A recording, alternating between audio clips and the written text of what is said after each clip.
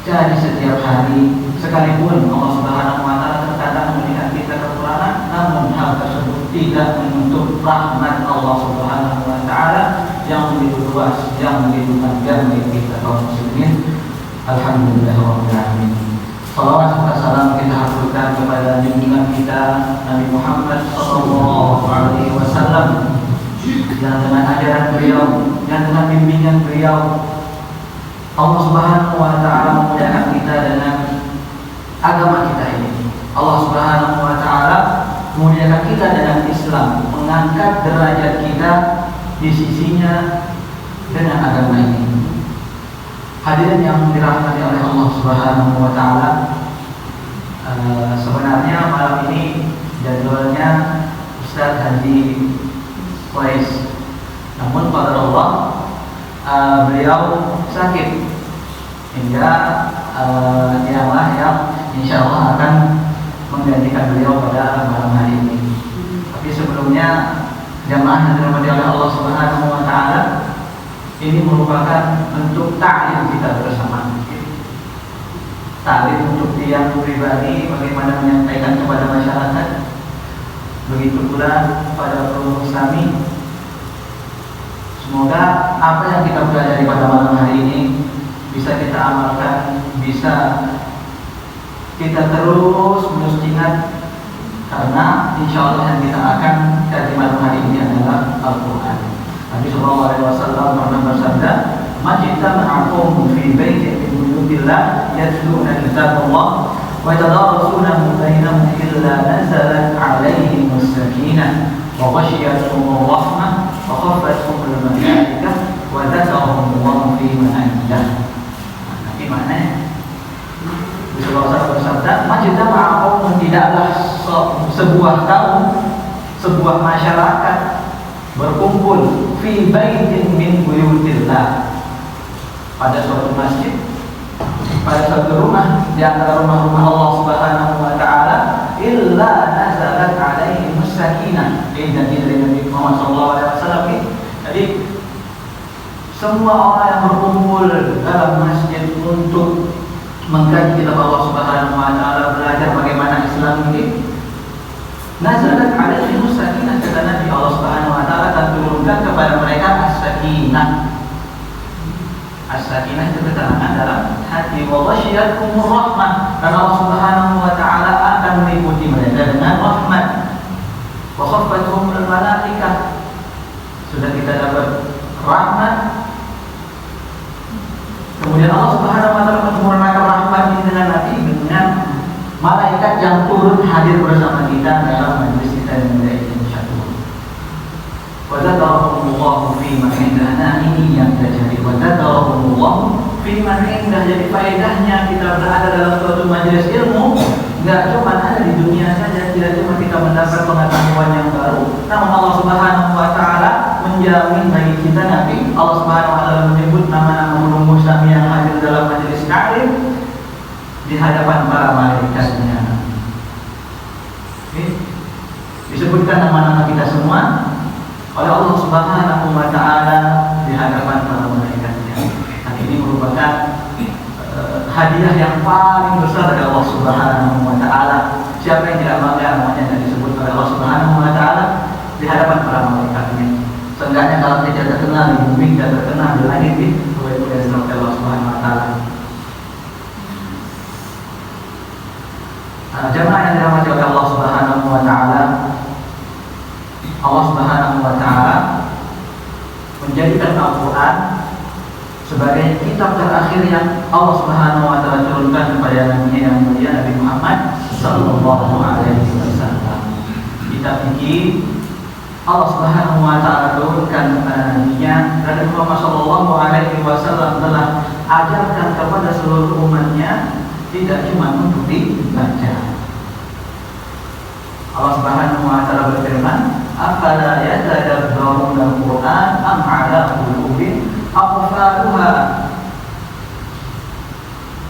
Afala yatadabbaruna al-Qur'an, tidaklah mereka, apakah mereka tidak mentadabburi Al-Qur'an? Nah, ini tadabbur juga Bapak Ibu yang dirahmati oleh Allah Subhanahu wa Ta'ala, tingkatan kedua setelah kita membaca Al-Qur'an. Setelah kita membaca Al-Quran, kita pahami maknanya. Setelah kita pahami maknanya, kita amalkan dalam kehidupan sehari-hari kita. Barulah Al-Quran menjadi hudal lil muttaqin. Dalam ayat lain, hudal lin nas, petunjuk bagi seluruh manusia.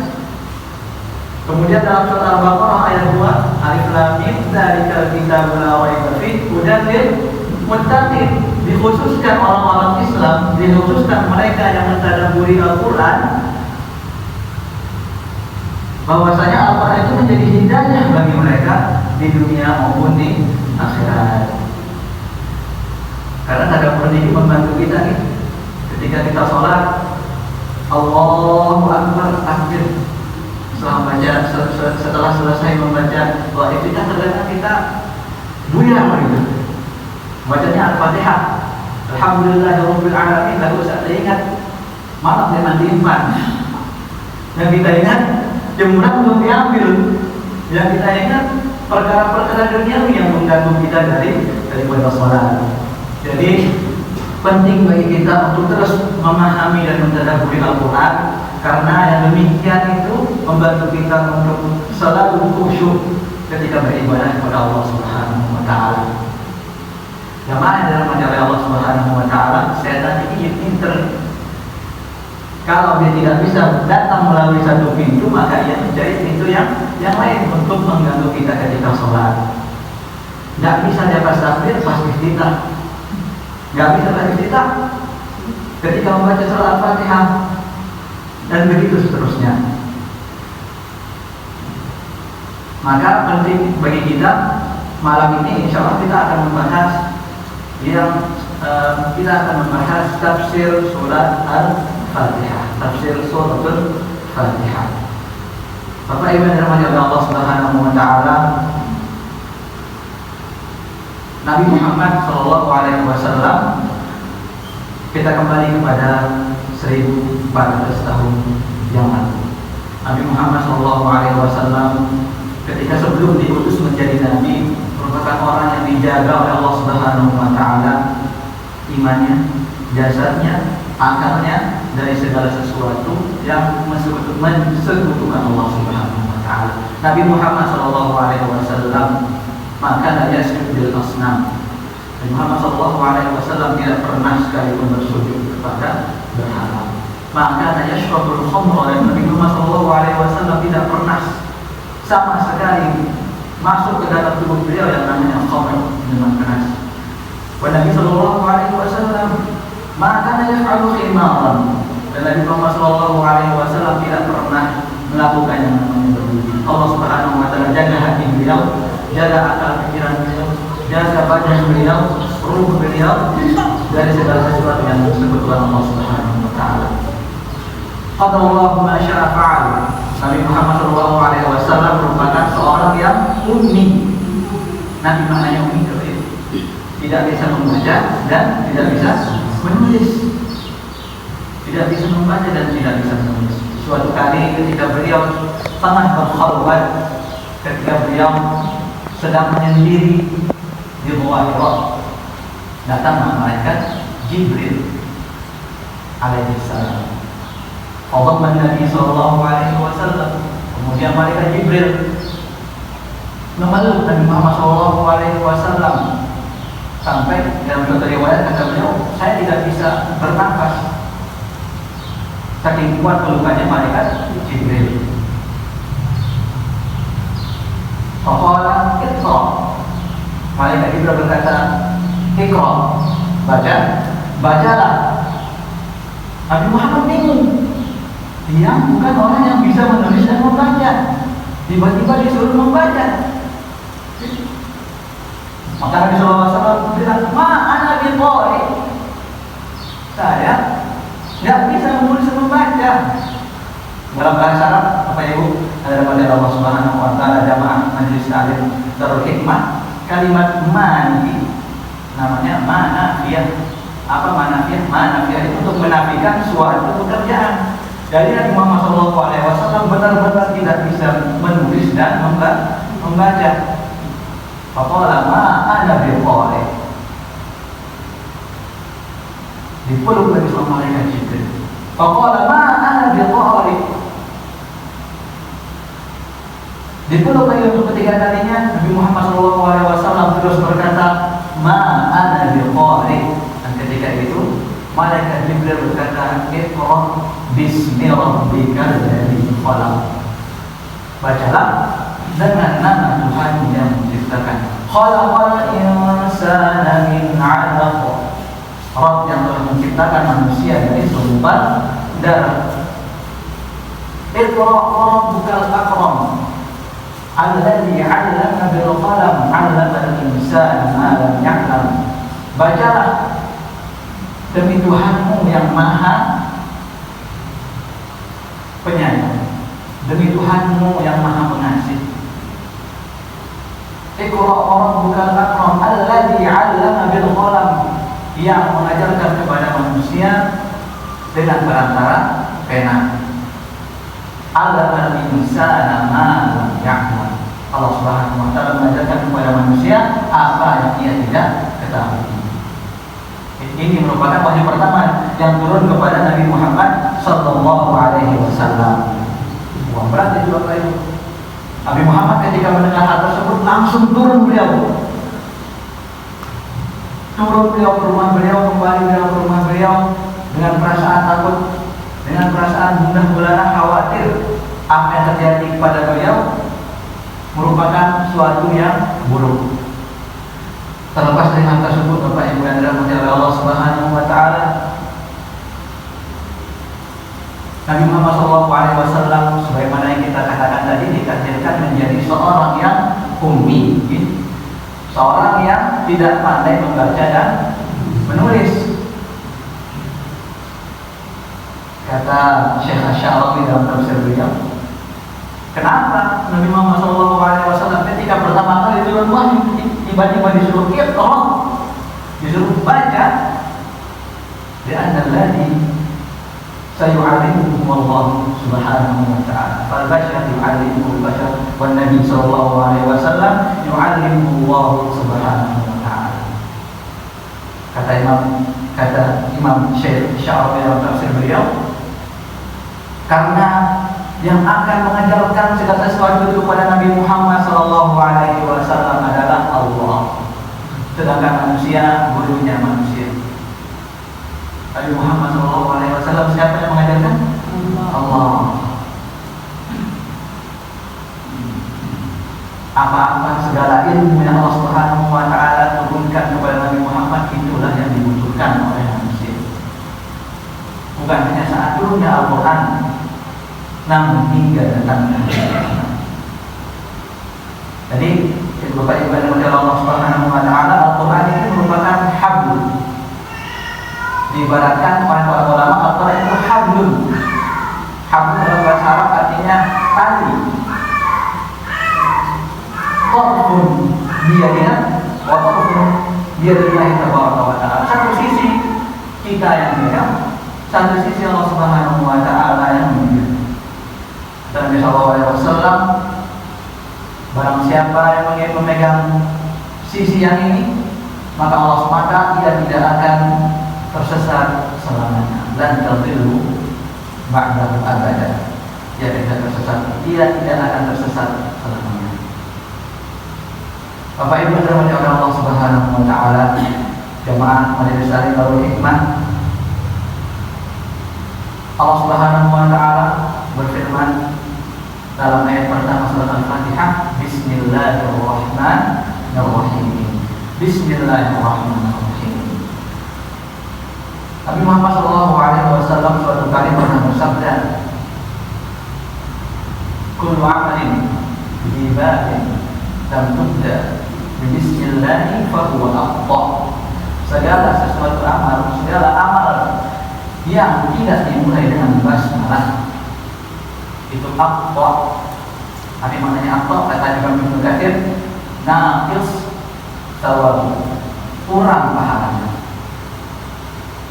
Jadi Allah Subhanahu wa taala pertama kali ketika mengajak kita untuk membaca Al-Qur'an, mulailah dengan bismillah. Mulailah dengan bismillah. Bismillah ini merupakan Ada kalimat di sana ba, gitu.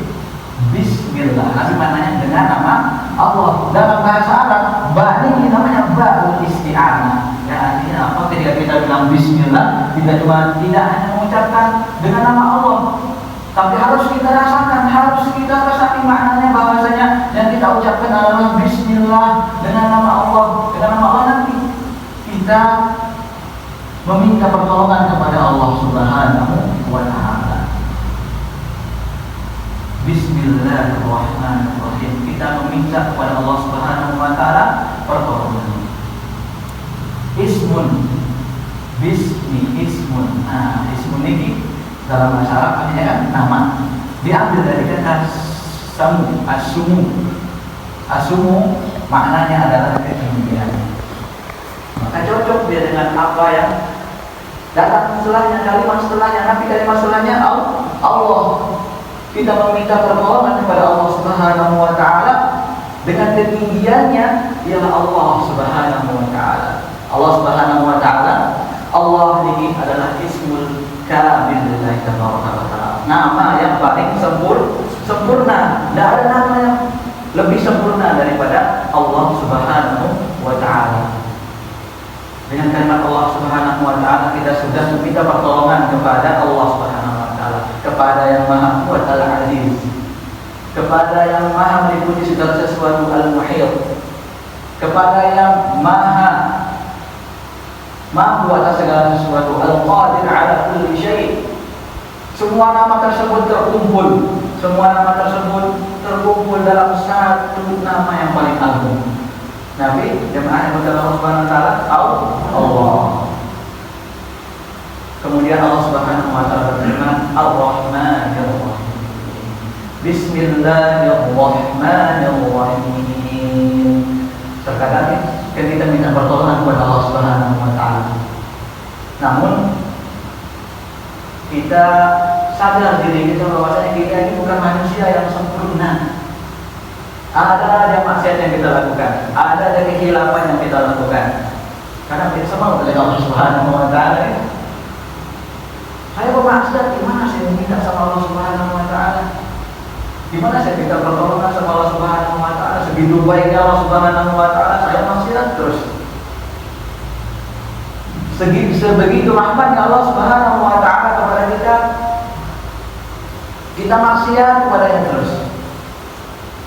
Maka daripada hal itu Allah Subhanahu wa Ta'ala menyempurnakan kalimat ini dengan dua namanya yang agung, Ar-Rahmanir-Rahim.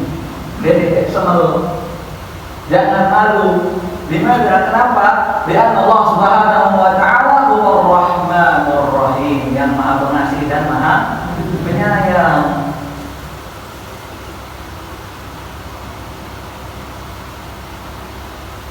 Umat Nabi Muhammad sallallahu alaihi wasallam, terhormat manusia Nabi Muhammad sallallahu alaihi wasallam pernah bersabda, kullu bani Adam khata. Setiap anak Adam itu khata. Nabi khata, beda khata sama khati. Khati itu berbuat kesalahan sekali.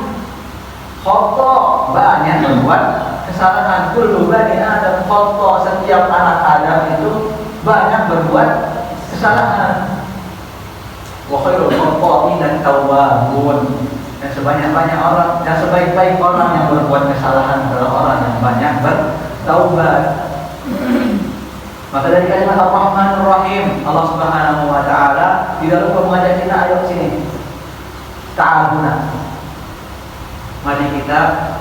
Mari bertaubat kepada-Ku, mari meminta kepada-Ku. Karena Akulah Ar-Rahmanir Rahim, Allah Subhanahu wa Ta'ala. Akulah yang Maha Pengasih lagi Maha Penyayang. Ar-Rahman, kalimat Ar-Rahman.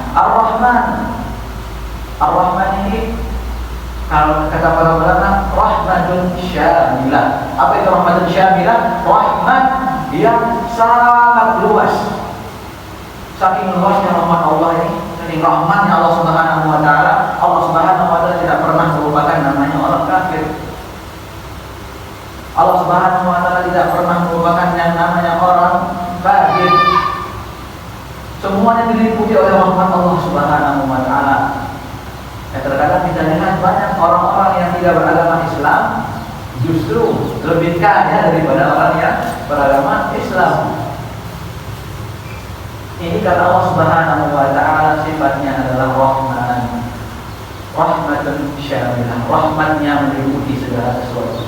Manusia Allah Subhanahu wa taala rahmati, jin Allah Subhanahu wa taala rahmati, tumbuhan, langit, bumi, malaikat, semua yang ada di dunia ini Allah Subhanahu wa taala liputi dengan rahmatnya. Maka tidaklah kita harus malu kepada Allah Subhanahu wa taala ketika meminta pertolongan. Li'anna 'abdun qasir, karena kita adalah hamba yang lemah.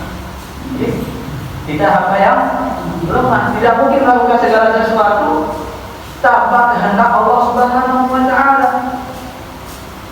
Sertakan segala perbuatan baik kita dengan bismillahirrahmanirrahim. Kemudian Ar-Rahim, Bapak Ibu yang dirahmati Allah Subhanahu wa taala. Nabi Ar-Rahim. Ar-Rahim sama seperti Ar-Rahman, Rahman juga namanya. Dia punya kata rahmat, cuman bedanya Rahim itu rahmat sepanjang-panjangnya. Kepada siapa? Kepada kaum muslimin khusus. Kalau tadi rahmat untuk segala macam kehidupan yang ada dalam muka bumi maupun di langit, sedangkan Ar-Rahim itu khusus bagi kaum muslimin. Jadi rahmatnya Allah Subhanahu wa taala bagi kaum muslimin tidak hanya ada di dunia, namun terus hingga kita berjumpa dengan Allah Subhanahu wa taala. Allah Subhanahu wa taala dalam firman-Nya dalam Bismillahirrahmanirrahim ini kembali menegaskan kepada kita, wahai hambaku, idza bada'tumul amal fabda' bismillah. Jika kalian memulai suatu pekerjaan, mintalah pertolongan kepadaku. Bismillah ini kita ibadah kepada Allah Subhanahu wa taala. Meskipun ada beberapa khilaf di antara ulama, Bismillah nih yang dalam Al-Fatihah merupakan ayat dari Al-Fatihah atau tidak. Terdapat dari hal tersebut Nabi Muhammad SAW bersabda, Al-Fatihah Ummul Quran, Sab'ul Masani wal Quran al-Azim. Sab'ul Masani, 7 ayat yang diulang-ulang, 7 ayat yang diulang-ulang. Allah Subhanahu wa taala berfirman dalam surat Al-Hijr, "Walaqad atainaka sab'an minal masani wal Qur'anil 'azim." Wahai Nabi Muhammad sallallahu alaihi wasallam, kami telah memberikan kepada engkau sab'ul masani. Apa itu sab'ul masani? 7 ayat yang senantiasa diulang-ulang. Dalam satu riwayat bahwasanya Al-Fatihah ini turun 2 kali. Turun pertama di Makkah, turun kedua di Madinah. 2 kali turunnya. Namun yang masyhur di antara para ulama bahwasanya Al-Fatihah turun di kota Makkah. Allah Subhanahu wa taala dari berfirman dalam surat Al-Hijr, "Wa laqad atainaka sab'an minal masani wal Qur'anil 'azim." Wahai Nabi Muhammad, kami telah turunkan kepadamu sab'ul masani, 7 ayat yang diulang-ulang, wal Qur'anil 'azim. Dalam surat Al-Hijr ini Bapak Ibu yang dirahmati oleh Allah Subhanahu wa taala, sebelumnya Allah Subhanahu wa taala telah menjelaskan hadaratul ulama. Allah Subhanahu wa taala telah menjelaskan tentang bagaimana kejayaan orang-orang dahulu. Bagaimana Allah Subhanahu wa taala menciptakan suatu kaum yang saking kuatnya mereka bisa membelah gunung untuk membuat rumah. Saking kuatnya mereka bisa membelah gunung untuk membuat istana. Itu adalah hadarah, itu adalah kemajuan, adalah kebudayaan pada kaum tersebut. Yang mana Allah Subhanahu wa taala dengan Al-Fatihah ini, dengan Al-Quran ini menjanjikan kepada Nabi Muhammad SAW keutamaan, kemajuan, dan segala sesuatu yang membantu kaum muslimin untuk yartaqi syai'an fa syai'an, untuk tumbuh lebih agung, lebih utama, lebih besar daripada kaum sebelumnya. Setapak demi setapak berada dalam Al-Quran. Walaqad atainaka sab'an minal masani wal Qur'anil 'azim. Allah Subhanahu wa taala berfirman dalam ayat kedua dalam surat Al-Fatihah nanti, Bapak Ibu yang Allah Subhanahu wa taala, alhamdulillahi rabbil alamin. Al-Fatihah ini 17 kali kita ulang setiap hari, paling sedikit.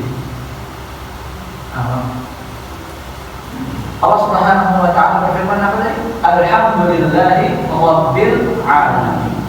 Alhamdulillah, segala puji, segala puji. Dalam bahasa Arab, kalimat pujian ini ada beberapa kalimatnya. Yang pertama ada kata as-sana, kemudian ada kata al-madhu, kemudian kata alhamdulillah. Ada alhamdu, ada as-sana, ada al-madhu. Namun mengapa Allah Subhanahu wa taala memilih kalimat alhamdu daripada kalimat yang selainnya, as-sana dan al-madhu tadi? Karena alhamdu ini merupakan pujian yang paling sempurna. Segala pujian yang paling sempurna kita tujukan kepada Allah Subhanahu wa taala. Segala pujian yang paling luar biasa kita tujukan kepada Allah Subhanahu wa taala. Segala pujian yang paling indah kita tujukan kepada Allah Subhanahu wa taala. Itulah kalimat alhamdulillah. Yang kedua, Bapak Ibu yang dirahmati Allah Subhanahu wa taala, ternyata kalimat alhamdulillah ini memiliki keistimewaan daripada kalimat yang lainnya. Kalimat alhamdulillah memiliki keistimewaan daripada dua kalimat yang lainnya. Tapi keistimewaannya bahwasanya kalimat alhamdulillah ini membawa makna al-mahabbah, membawa makna cinta. Jadi ketika kita takbir, ketika kita membaca Allah, ketika kita membaca alhamdulillahirabbil alamin dalam salat, kita ingat bahwa Ibu dalam majalah Allah Subhanahu wa taala, kita membaca alhamdulillahirabbil alamin, kita puji Allah Subhanahu wa taala dengan rasa cinta dalam diri. Tidak boleh kita sholat terpaksa. Tidak boleh kita melaksanakan sholat dalam keadaan terpaksa. Karena alhamdulillah sendiri membawa makna cinta.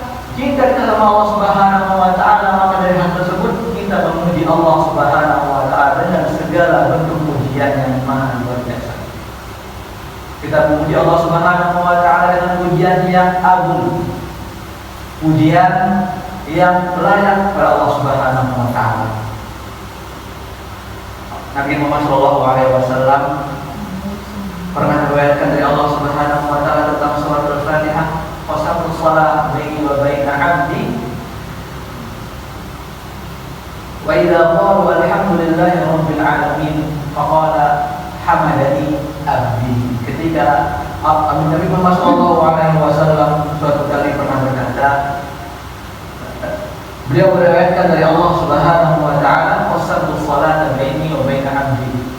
Saya, kata Allah Subhanahu wa taala, aku membagi salat itu, membagi Al-Fatihah itu, kata Imam Ibnu Katsir dalam mentafsirkan ayat, dalam mentafsirkan atau mensyarah hadis ini, "Qasamtu shalata baini wa baina 'abdi."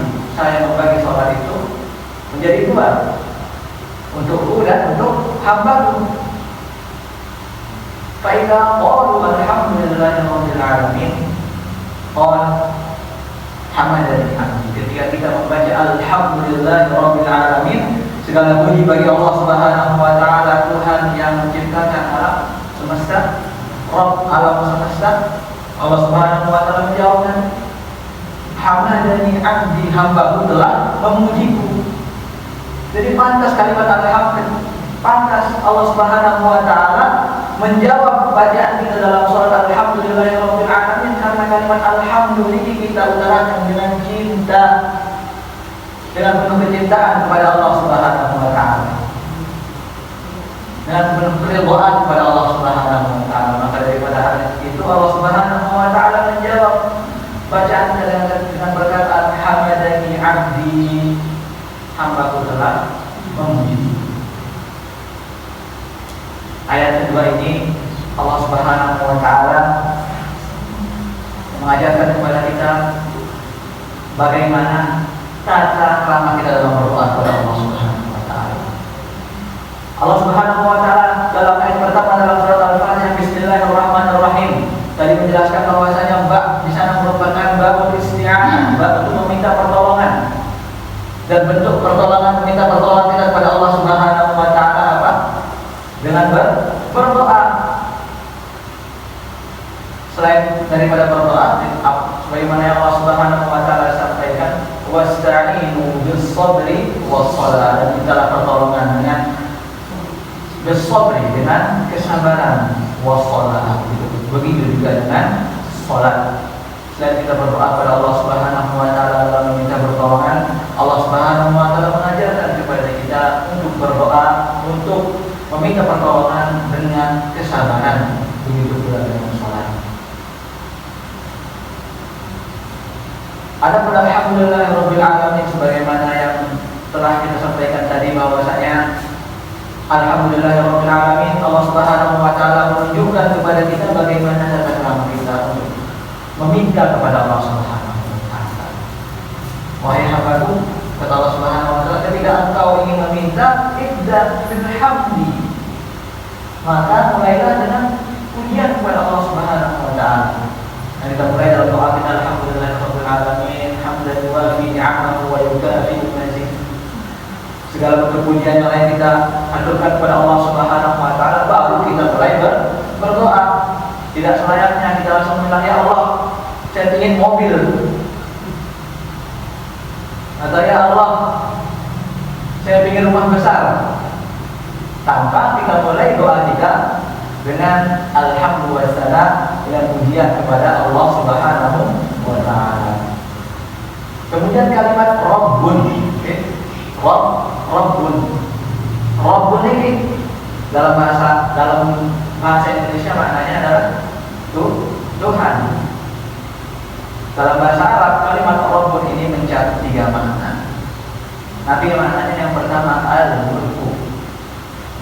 Al-khaliq, pertama al-khaliq, yaitu Allah Subhanahu wa taala yang menciptakan.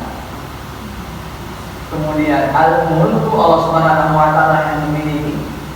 Kemudian at-tadbir, Allah Subhanahu wa taala yang mengatur segala sesuatu. Maka kita tidak boleh khawatir.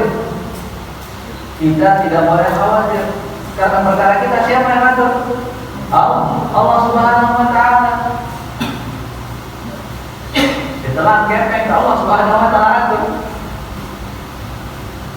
Dia masuk maling ke rumah kita, Allah Subhanahu wa taala telah atur.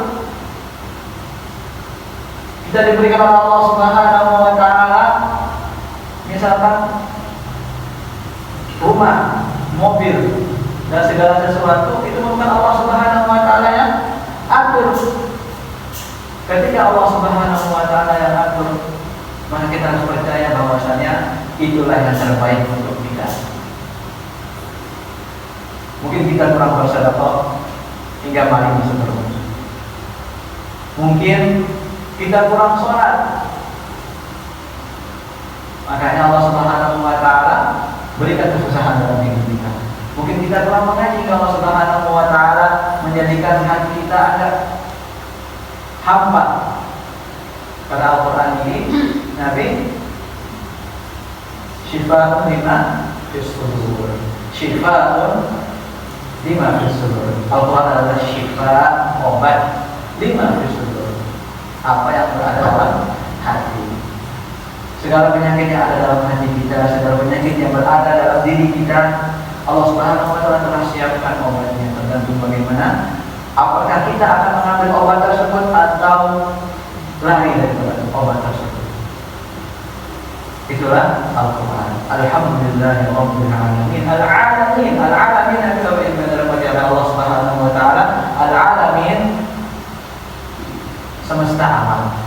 Jadi selain Allah Subhanahu wa taala ini merupakan alamin. Jadi segala puji, segala bentuk pujian yang agung, yang mulia kita haturkan kepada Allah Subhanahu wa taala dengan penuh cinta, karena Ialah Rabbul Alamin, Rabb yang mengatur, yang menciptakan alam semesta ini. Ar-Rahmanir Rahim. Ar-Rahmanir Rahim. Dalam ayat pertama Allah Subhanahu wa taala telah sebutkan Ar-Rahmanir Rahim. Kemudian Allah Subhanahu wa taala kembali menyebutkan dalam ayat ketiga Ar-Rahmanir Rahim. Sebagian ulama berpendapat bahwasanya ini merupakan at-tikrar. Tapi at-tikrar pengulangan dalam Al-Quran. Namun yang rajih yang kuat di antara pendapat para ulama bahwasanya ini merupakan at-tikrar, ini bukan merupakan pengulangan dalam Al-Quran, karena pengulangan itu dalam bahasa Arab merupakan pemborosan. Gak bisa, bahasa Arab adalah bahasa yang sempurna, bahasa yang luar biasa, hingga pengulangan pun dalam bahasa tersebut tidak diizinkan. Jadi kata para ulama, Ar-Rahman Ar-Rahim merupakan takkid, takkidun. Tapi maknanya takkid penguatan. Maaf. Takkid merupakan penguatan. Imam Asy-Syarawi mengatakan dalam tafsir beliau bahwasanya Bismillah yang pertama, Ar-Rahman Ar-Rahim yang pertama dan Ar-Rahman Ar-Rahim yang kedua itu berbeda. Ar-Rahman Ar-Rahim yang pertama itu untuk memberikan kepada kita suatu makna bahwasanya kita tidak boleh malu kepada Allah Subhanahu wa taala ketika meminta, karena Allah Subhanahu wa taala huwa Ar-Rahman Ar-Rahim, bahwasanya Allah Subhanahu wa taala adalah yang Maha Pengasih dan Maha Penyayang. Kemudian yang Ar-Rahman Ar-Rahim yang kedua bagaimana? Ar-Rahman Ar-Rahim yang kedua sebagaimana yang beliau katakan bahwasanya Ar-Rahman Ar-Rahim yang kedua ini ditujukan untuk menyempurnakan makna yang pertama, bahwasanya Allah Subhanahu wa taala, kita puji Allah Subhanahu wa taala tadi dengan segala bentuk pujian karena ialah Ar-Rahman Ar-Rahim. Karena ialah Ar-Rahman Ar-Rahim untuk menyempurnakan pujian kita kepada Allah Subhanahu wa taala. Ialah yang menciptakan alam semesta, ialah yang mengatur alam semesta, karena Allah Subhanahu wa taala adalah Ar-Rahman Ar-Rahim. Karena Allah Subhanahu wa taala adalah yang Maha Pengasih lagi Maha Penyayang. Maliki Yaumiddin. Maliki Yaumiddin. Imam Asy-Syatibi meriwayatkan atau mengatakan dalam matan beliau, wa maliki yaumiddin qawihi nasirun. Wa maliki yaumiddin qawihi nasirun. Dan maliki yaumiddin perawinya adalah dua, yaitu Imam Al-Kisai dan Imam Nafi'. Kata beliau dan Imam Asim. Nah, jadi Al-Quran ini Bapak Ibu yang dirahmati Allah Subhanahu wa taala diturunkan dalam 7 lahjah atau 7 lughat, 7 bahasa. Jadi tidak heran ketika kita mendengar ada yang membaca Maliki Yaumiddin, jadi kesalahan gitu. Mungkin ada nanti syekh yang membaca Alhamdulillahirabbil alamin Maliki Yaumiddin, salah. Al-Quran itu Allah Subhanahu wa taala turunkan dengan 7 bahasa, dan riwayat Maliki Yaumiddin dibaca oleh 5 imam selain 2 imam yang disebutkan tadi, Imam Nafi', Imam Asim dan Imam Al-Kisai. Selain yang membaca Maliki Yaumiddin. Antara Maliki Yaumiddin dan Maliki Yaumiddin tidak ada perbedaan, namun keduanya saling menyempurnakan makna. Maliki Yaumiddin nanti mana? Maliki Yaumiddin yang masih hari pembalasan. Pembalasan. Maliki Yaumiddin yang memiliki hari pembalasan. Kedua makna ini saling menguatkan bahwasanya Allah Subhanahu wa taala yang merajai sekaligus memiliki hari pembalasan. Karena enggak semua pemilik itu merupakan raja, namun semua raja merupakan pemilik. Maliki Yaumiddin, wa Maliki Yaumiddin, Maliki Yaumiddin, Yaumiddin, Yaumiddin dalam bahasa Arab maknanya adalah Yaumul Qiyamah, hari kiamat, hari pembalasan, hari di mana kita diadili oleh Allah Subhanahu wa taala, hari di mana kita bertanggung jawab atas apa yang kita perbuat di atas dunia di hadapan Allah Subhanahu wa taala, hari di mana kita bertemu dengan Allah Subhanahu wa taala untuk dihisab, untuk diperhitungkan amalnya. Semoga Allah Subhanahu wa taala menyelamatkan kita dalam hari ini, meliputi kita dengan rahmat-Nya pada hari ini. Muhammad sallallahu alaihi wasallam suatu kali telah pernah bersabda bahwasanya seorang muslim yang baik ketika ketika berada di hadapan Allah Subhanahu wa taala untuk diadili, maka Allah Subhanahu wa taala menutup dengan sitarnya, dengan menutup. Allah Subhanahu wa taala menutup antara ia dengan seorang muslim tersebut dengan sitarnya. Tujuannya apa? Tujuannya agar tidak diketahui hisabnya oleh orang lain. Karena pada hari itu semua orang dihisab di hadapan umat yang Allah Subhanahu wa taala telah ciptakan sejak Nabi Adam. Sedangkan kaum muslimin yang baik, kaum muslimin yang taat pada Allah Subhanahu wa taala, Allah tutup dengan sitarnya. Hingga tidak ada orang lain yang bisa mengetahui apa percakapan Allah Subhanahu wa taala dengan orang tersebut. Kemudian Allah Subhanahu wa taala bertanya kepada orang tersebut, kepada seorang muslim tersebut. Nabi sallallahu alaihi wasallam bersabda, "Ataf'alu dzanban kada fi yaumi kada?" Allah Subhanahu wa taala bertanya kepada hamba tersebut, "Apakah engkau benar melakukan dosa ini pada hari ini, pada waktu ini, pada tempat ini?" Benar ya Allah. Nah, kata Allah, "Adkhulul jannah." Masuklah surga. Saya rahmati kau masuklah surga. Jadi kita masuk surga, Bapak Ibu adalah mati Allah Subhanahu wa taala bukan semata-mata karena amal baik yang kita perbuat dalam atau di dunia, melainkan karena rahmat Allah Subhanahu wa taala. Nabi sallallahu alaihi wasallam pernah bersabda, "La yadkhul ahadukum jannata bi'amalihi." Kalian tidak akan masuk surga dengan amal perbuatan kalian. Namun kita semua akan masuk surga karena rahmat Allah Subhanahu wa taala. Karena Allah Subhanahu wa taala Ar-Rahman Ar-Rahim, harus kita ingat. Karena Allah Subhanahu wa taala Ar-Rahim, yang meliputi kita dengan rahmatnya, yang kita meliputi kita hingga kita bertemu dengan Allah Subhanahu wa taala, maka dengan hal tersebut kita masuk surga. Bukan sekali-kali karena amal kita. Kemudian Allah Subhanahu wa taala berfirman, "Iyyaka na'budu wa iyyaka nasta'in." Allah menjawab, "Hada baini wa baina 'abdi wa li 'abdi ma sa'al." Inilah janjiku di antara aku dan hambaku, dan bagi hambaku apa yang mereka minta. Apa yang kita minta? Iyyaka na'budu wa iyyaka nasta'in. Setelahnya ihdinas siratal mustaqim. Ihdinas siratal mustaqim. Iya dalam bahasa Arab, iya ini untuk mengekang suatu makna hingga maknanya hanya kepada Engkau lah Tuhan. Iyyaka na'budu wa iyyaka nasta'in.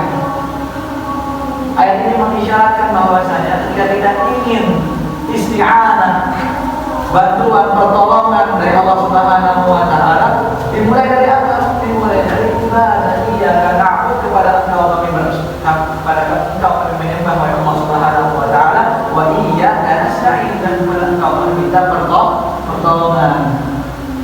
Maka sesuai dengan ayat yang disebutkan tadi dalam surah Al-Baqarah, tapi wasta'inu bis-sabri was-salah. Ibadah dulu, baru pertolongan ini akan turun kepada kita semua. Iyyaka na'budu wa iyyaka nasta'in. Ihdinas siratal mustaqim. Ihdinas siratal mustaqim. Tunjukilah kami jalan yang lurus. Imam Ibnu Qayyim mengatakan dalam kitab tafsir beliau, ihdinas siratal mustaqim. Biasanya dalam bahasa Arab ini ada kata sambung. Ihdina fis sirat, ihdina ala sirat. Contohnya misalkan kita minta hidayah ini, ya Allah berikanlah kami hidayah, berikanlah kita hidayah. Ihdinas siratal mustaqim. Dalam bahasa Arab biasanya harus ada kata sambung. Kata sambung ini biasanya pakai ala, ada fi hudal mustaqim misalkan, atau kata sambung yang lainnya. Namun kenapa dalam ayat ini Allah Subhanahu wa taala tidak menyebutkan kata sambung apapun? Ihdinas siratal mustaqim, tunjukilah kami jalan yang lurus. Ternyata kata Imam Ibnu Qayyim untuk meliputi makna bahwasanya ya Allah ihdinas siratal mustaqim, ya Allah tunjukilah kami jalan yang lurus. Ketika kami berjalan di atasnya, Sebelum kami berjalan di atasnya, ketika kami berjalan di atasnya, hingga kami bertemu dengan Engkau kelak di hari kiamat. Oke, itu ihdinas siratal mustaqim.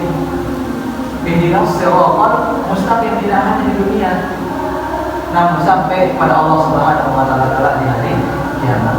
Ihdinas siratal mustaqim, siratal ladzina an'amta 'alaihim ghairil maghdubi 'alaihim waladdallin.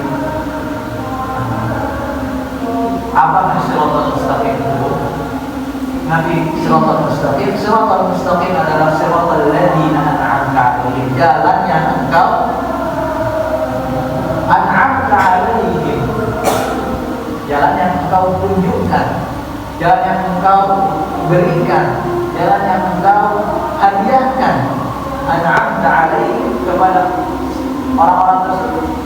Siapa orang-orang tersebut? Allah Subhanahu wa taala berfirman dalam surat An-Nisa